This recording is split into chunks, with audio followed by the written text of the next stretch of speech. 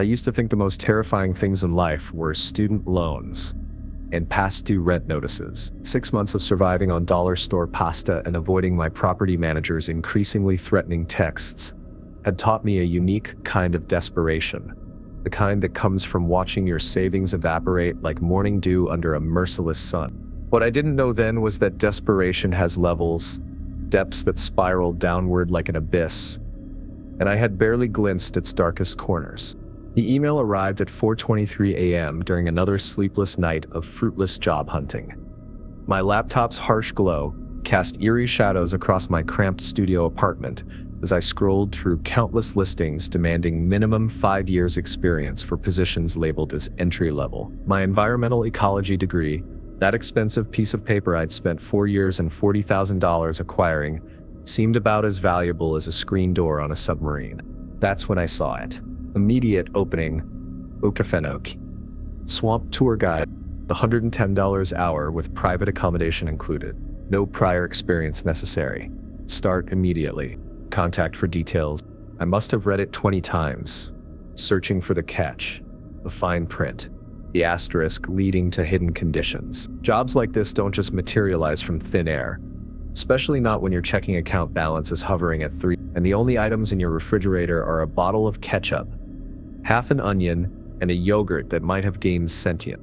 But when you're 26, unemployed, and have been rejected by even the most desperate fast food chains, you learn to silence that rational voice in your head, the one screaming that this is too good to be true. You learn to ignore the warning bells. I sent my application at 4:27 a.m. The response arrived at 4:20. Position is yours. Bus ticket attached. Arrive tomorrow at Stillwater Station. Someone will meet you. Bring only essentials. Looking back, I should have questioned why they responded instantly in the dead of night, why they didn't request references or conduct even a cursory interview, why the job description lacked any details about actual duties. But desperation has a way of transforming red flags into welcoming banners. The Greyhound journey to Georgia was 22 hours of screaming infants, mysterious odors, and a steady descent into what felt like the Earth's largest sauna. I watched through windows smeared with condensation as suburban landscapes gave way to something primordial. Strip malls became marshlands. Highway signs grew increasingly scarce. The air thickened until it felt like breathing through soggy cotton. Stillwater, Georgia turned out to be less of a town and more of an afterthought. A dilapidated gas station with half its neon letters burnt out. A diner that appeared to have last seen renovation during the Nixon administration, and everywhere, the swamp. An endless labyrinth of water and vegetation stretching toward the horizon like nature's version of an optical illusion. Beautiful and disorienting all at once. The bus wheezed to a halt in front of the gas station, and I stepped out into air so humid it felt like drowning on dry land. My shirt clung to my back before I'd taken 3 steps. A cockroach the size of a small mouse scuttled across my path, and I fought the instinct to flee back onto the bus. Welcome to Georgia. The gas station's electronic bell chimed as I pushed open the door, seeking refuge in the blessed air conditioning. Behind the counter, an elderly woman with silver-streaked hair glanced up from her newspaper, eyes narrowing as she assessed me. Her name tag was so faded the letters were barely legible. Ellie. You must be the new tour guide, she said. Not a question, but a statement. Her voice had that distinctive southern drawl, smooth as molasses, but with an undercurrent of something sharper, more discerning. That obvious, huh? I wiped the sweat from my forehead with my sleeve, already regretting my decision to wear jeans instead of shorts. She smiled, but it didn't quite reach her eyes, which remained watchful, analytical.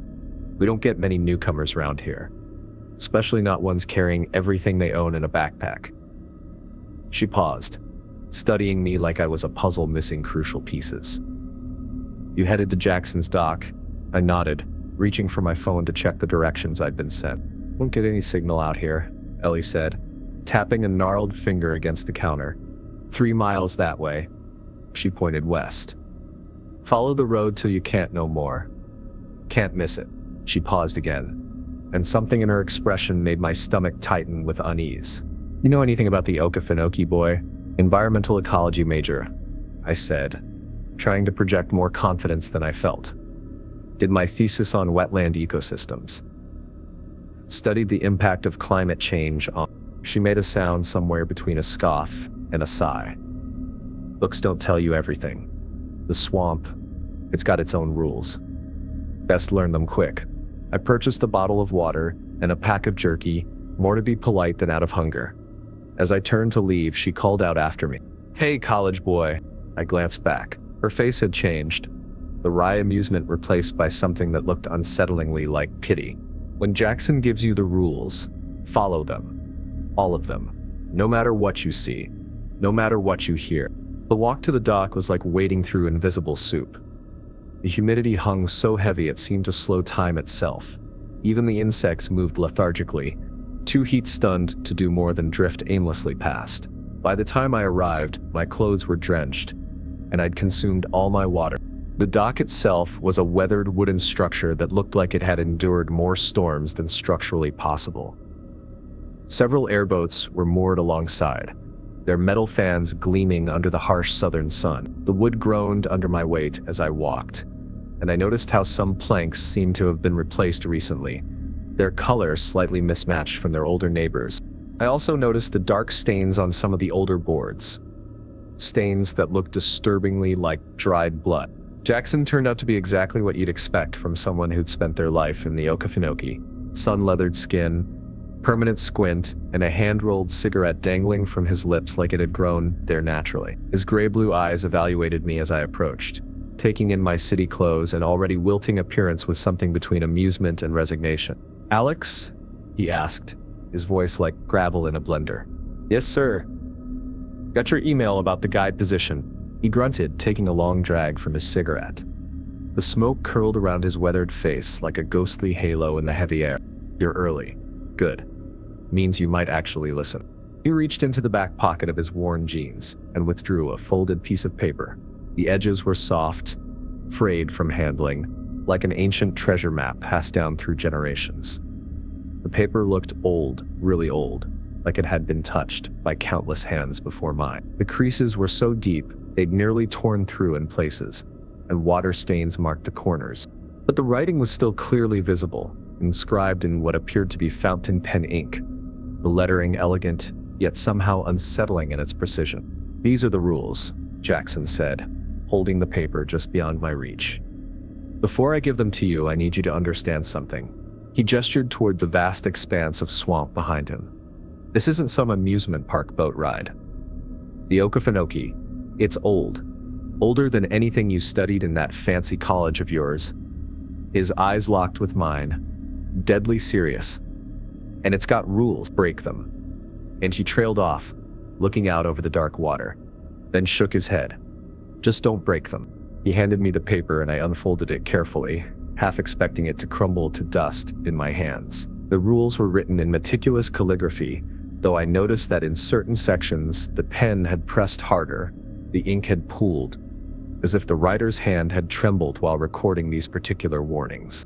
As I read, I felt that familiar skeptical impulse rise within me, the same reaction I'd have when someone tried to convince me about their ghost encounter or alien abduction. But something about Jackson's grave expression, about the weight of the paper in my hands, stifled my urge to dismiss these as superstitious nonsense. Rules of the Okefenokee Swamp Tour. Rule 1. Do not deviate from the marked paths on the map. Even if the water appears calm, the deep places are not meant for human presence, and what dwells there resents intrusion. Rule 2. If passengers inquire about the abandoned settlements or phantom vessels, inform them these are merely local folklore. Do not elaborate. Do not share details. Some narratives should not be perpetuated. Rule 3. Should you observe a figure on the shoreline who casts no shadow, reverse course immediately. He does not belong in our reality, and acknowledging him ensures you will share his fate. Rule 4. At precisely 2:37 p.m., cease all movement and allow the boat to drift silently for exactly 2 minutes. Something will pass beneath you. Do not disturb it. Do not attempt to view it directly. Maintain absolute silence until it has departed. Rule 5. Red flowers are strictly prohibited on board. If discovered, dispose of them overboard before departing the dock. They attract entities whose attention we must avoid. Rule 6. If all avian life falls abruptly silent, maintain forward momentum. Do not halt until birdsong resumes. That which silences them remains vigilant for prey. Rule 7. As twilight approaches, a female figure with soaked hair may attempt to signal you from among the cypress trees. Do not return her greeting. She seeks a replacement, and reciprocating her gesture volunteers your services. Rule 8. When unexplained disturbances occur in the water behind your vessel, resist the urge to investigate. It employs deception to compel you to witness its true form. Fix your gaze forward and pray it grows disinterested. Rule 9. Your journey must conclude at the precise dock from which it began. If the destination appears even slightly altered upon return, your voyage is incomplete.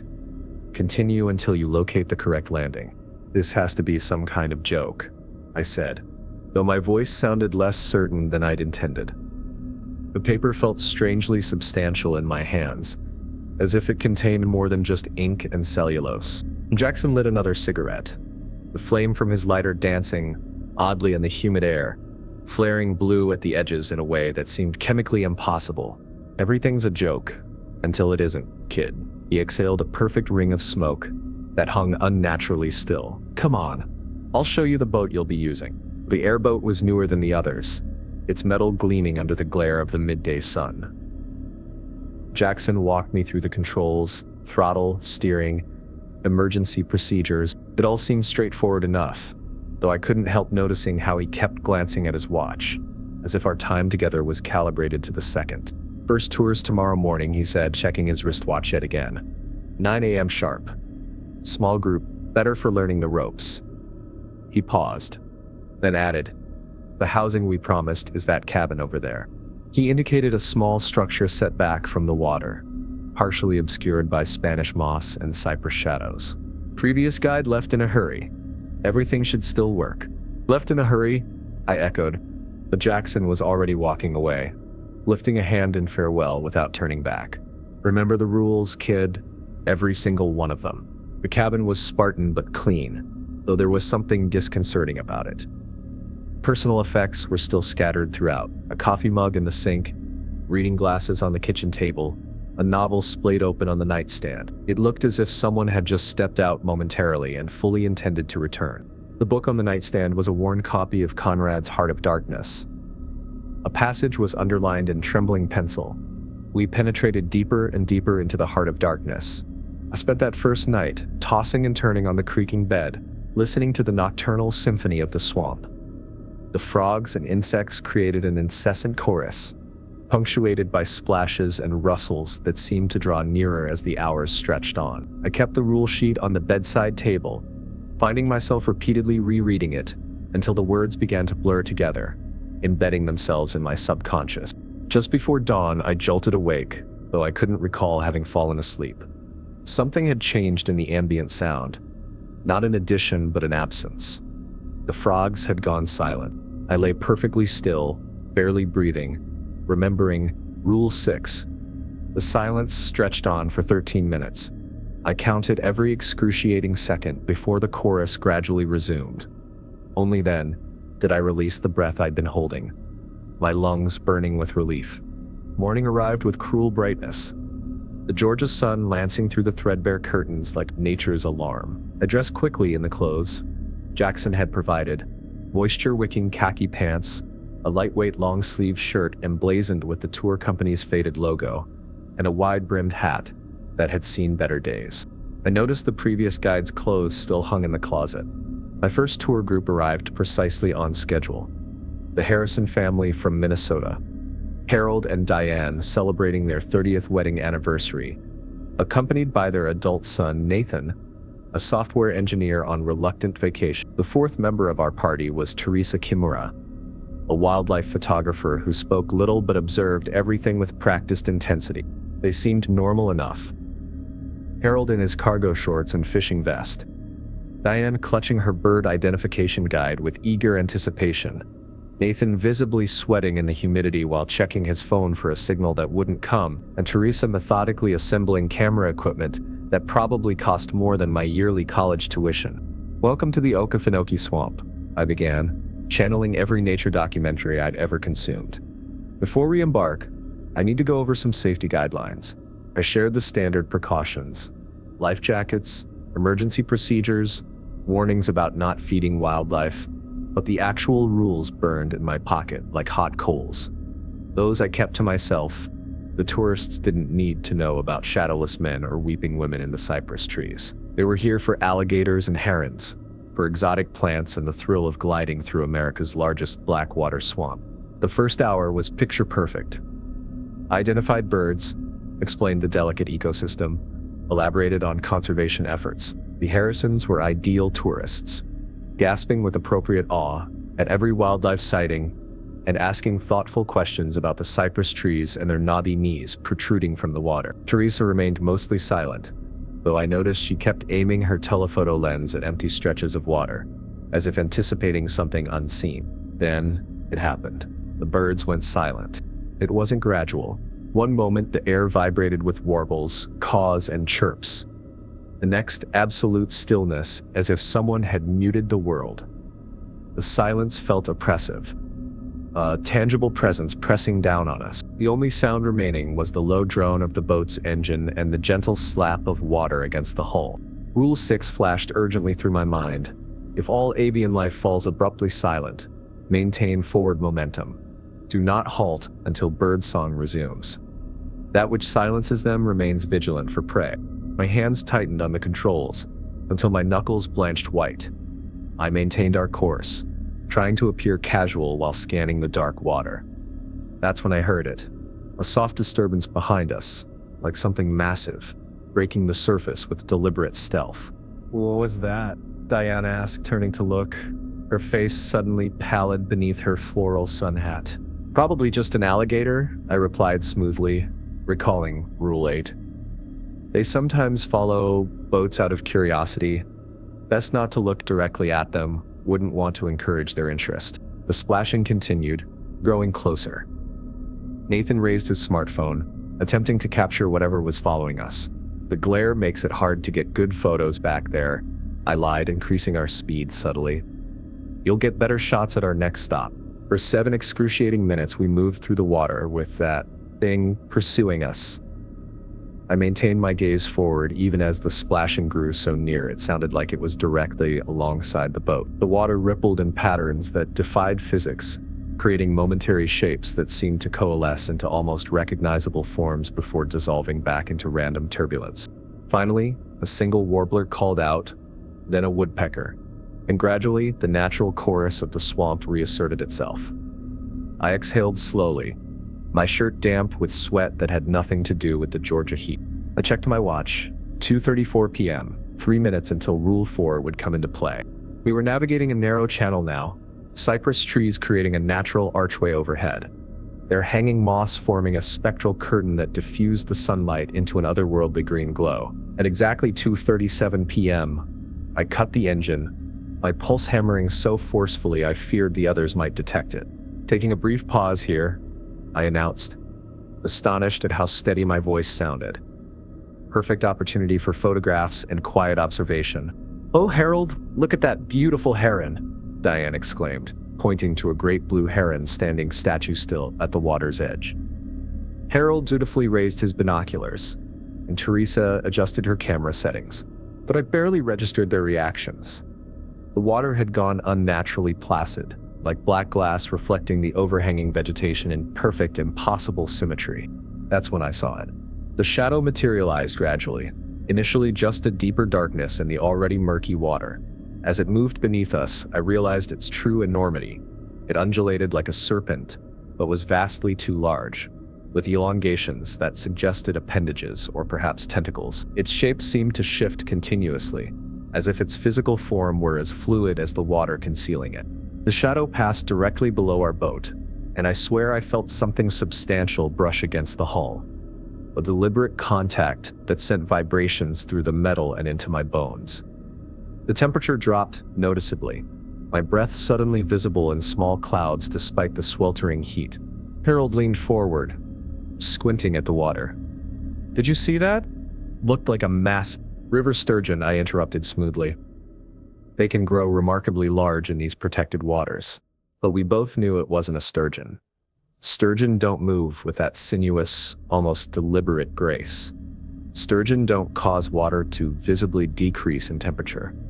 And sturgeons certainly don't leave behind a faint phosphorescent trail that glows briefly before fading back into blackness. The 2 minutes felt eternal, but finally, I restarted the engine. As we continued our journey, I noticed Teresa examining her camera with visible frustration. "Problem with your equipment?" I asked conversationally. Her brow furrowed. Strange. None of my photos from the last few minutes turned out. Just black frames where images should be, and the timestamp is corrupted. I nodded sympathetically, while avoiding direct comment. Later, Nathan would show me his smartphone with similar bewilderment. The video he'd attempted to record during those 2 minutes contained only static and a high-pitched tone that made my fillings ache when I heard it. The tour continued, and gradually I allowed myself to relax slightly. We observed alligators basking on partially submerged logs, egrets stalking through the shallows, and even a family of otters playfully sliding down a muddy bank. The Harrisons were delighted, capturing everything with their cameras and sharing stories about their previous wildlife encounters in Yellowstone and the Everglades. Then Diane asked the question I had been dreading since we departed. "Is it true what they say about the lost communities?" she asked, leafing through her guidebook. "I read something about entire settlements that vanished without explanation out here." Rule 2 immediately commandeered my thoughts. If passengers inquire about the abandoned settlements or phantom vessels, inform them these are merely local folklore. Do not elaborate. Do not share details. Some narratives should not be perpetuated. "Just local legends," I replied, perhaps too dismissively. "You know how these historic regions are. People love their ghost stories and mysteries." But Diane wasn't easily deterred. "But I read that in 1952, an entire church congregation of 27 people went missing, and their village was found complete." "Look," I interjected, pointing emphatically at a perfectly ordinary blue heron. "That's an unusually large specimen, rarely seen displaying its plumage this time of year." The distraction worked temporarily, but as I steered us away from that conversational quicksand, I noticed something peculiar on the shoreline. A man standing motionless amid the tall marsh grass. He wore what appeared to be an antiquated suit, complete with a bow tie and a flat-brimmed hat, entirely inappropriate for the swamp environment. But what truly disturbed me was the wrongness about him, a fundamental visual discrepancy that took me several moments to identify. The harsh afternoon sun beat down directly overhead, casting sharp shadows from every tree, plant, and person. Except him. He cast no shadow whatsoever. Rule 3 resonated in my mind like a warning bell. Should you observe a figure on the shoreline who casts no shadow, reverse course immediately. He does not belong in our reality, and acknowledging him ensures you will share his fate. I wrenched the wheel hard, executing a sharp turn that sent spray cascading over the boat's edge. "Everything okay?" Nathan asked, steadying himself against the sudden maneuver. "Just avoiding a submerged log," I answered with forced casualness. These channels can be tricky to navigate if you're not familiar with them. As we veered away, I caught one final glimpse of the figure. He had pivoted to track our movement, and although I couldn't discern his features beneath the hat's brim, I could have sworn he was smiling.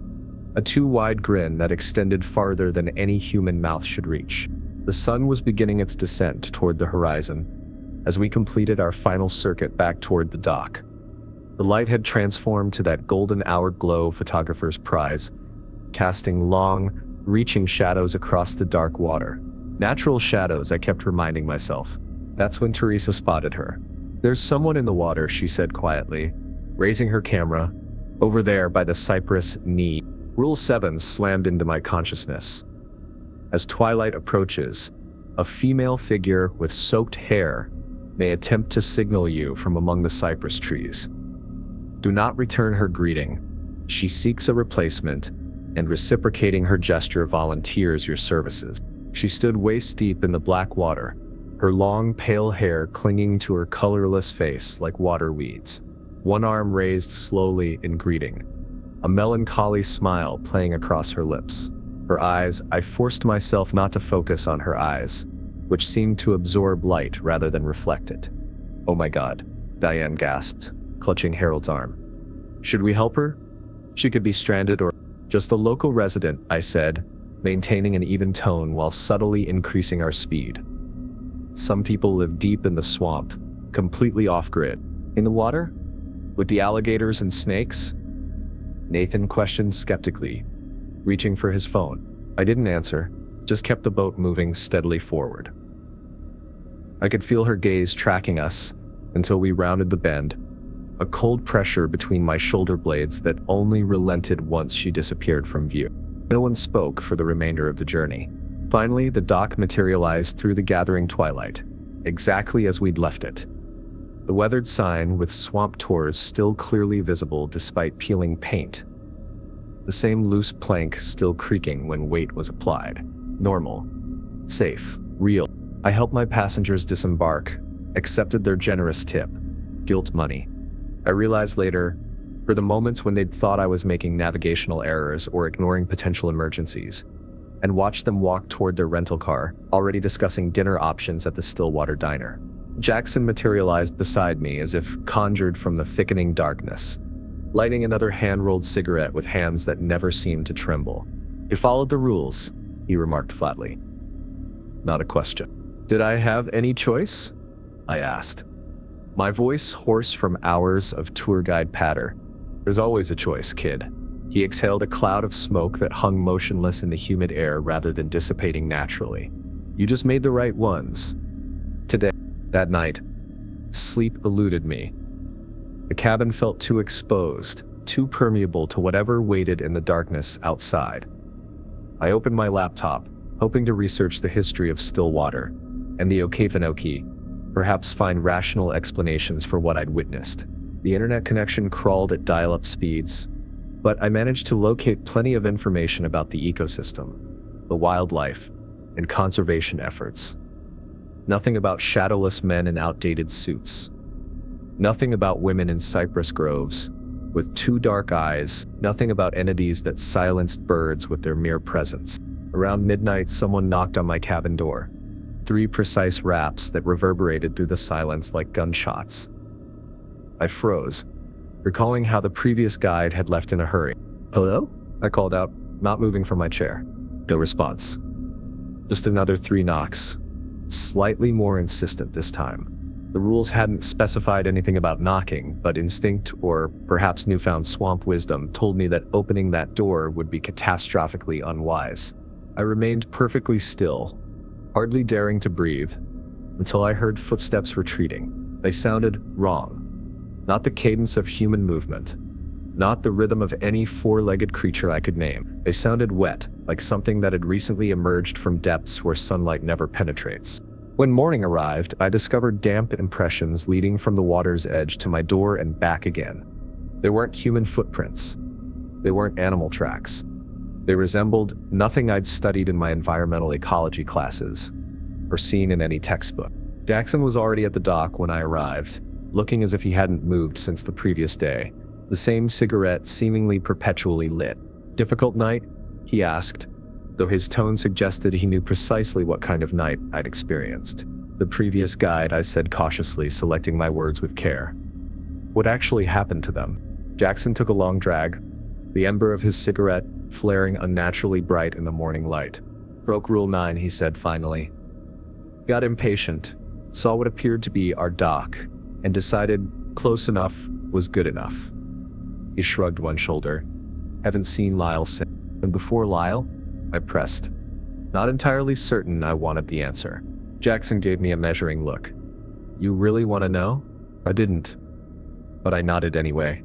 "Rule 3, he said, flicking ash that didn't scatter in the breeze as it should have. Waved at the man with no shadow, thought he recognized him from town. His weathered face remained impassive, but something haunted flickered briefly in his eyes. "And before that one, Rule 7, Jackson said, his voice dropping lower. "Got sympathetic. Tried to help the woman in the cypress trees." He glanced toward the swamp, as if checking whether we were being overheard. She'd been observing that guide for weeks, waving at every sunset. One day he waved back. He met my gaze directly. The thing about the woman in the cypress trees, she's patient. She'll wait until you forget to be afraid. Until you start thinking maybe the rules are just superstition. Until one day, you wave back. A family of 5 was making their way down the dock, today's first tour group. They appeared painfully ordinary in their matching tourist t-shirts and brand new sun hats, excited for their authentic swamp adventure, completely unaware of the true nature of the waters they were about to explore. Ready for another tour? Jackson asked, but his eyes communicated something entirely different. They asked if I was prepared to follow the rules again. If I was willing to keep these oblivious people safe from forces they couldn't comprehend. I thought about the massive shadow that had passed beneath our boat. The woman in the cypress trees with her beckoning hand. The splashing that had followed us through still waters. I thought about my depleted bank account and mounting student loan. I thought about the strange, wet footprints outside my door. Yeah, I said, I'm ready. And I was. Because out here in the Okefenokee, the rules aren't just guidelines. They're the only barrier between us and whatever lurks in the black water, whatever beckons from among ancient trees, whatever walks without casting a shadow. The family approached, the children already squabbling over who would sit where, the father checking his cell phone. No signal out here, I could have informed him, and the mother dutifully distributing sunscreen to everyone. I fixed my tour guide's smile and stepped forward to greet them. Welcome to the Okefenokee Swamp, I said, the rules burning in my pocket like a talisman. Before we begin, I need to go over some safety guidelines. Those rules still remain with me, folded in my wallet. Sometimes, during the darkest hours of night, I remove them and read them again, reassuring myself that what I experienced was real, that the things I saw actually exist. The paper feels increasingly delicate each time I handle it, as if aging decades between viewings, but the ink remains as clear and precise as the day Jackson first handed it to me. And if you're ever passing through Stillwater, Georgia, and you happen to see a job listing for a swamp tour guide that seems too generous to be legitimate, well, you know the rules now. Whether you choose to follow them or not, that decision is yours alone. Just remember, the swamp is watching, and it's infinitely patient.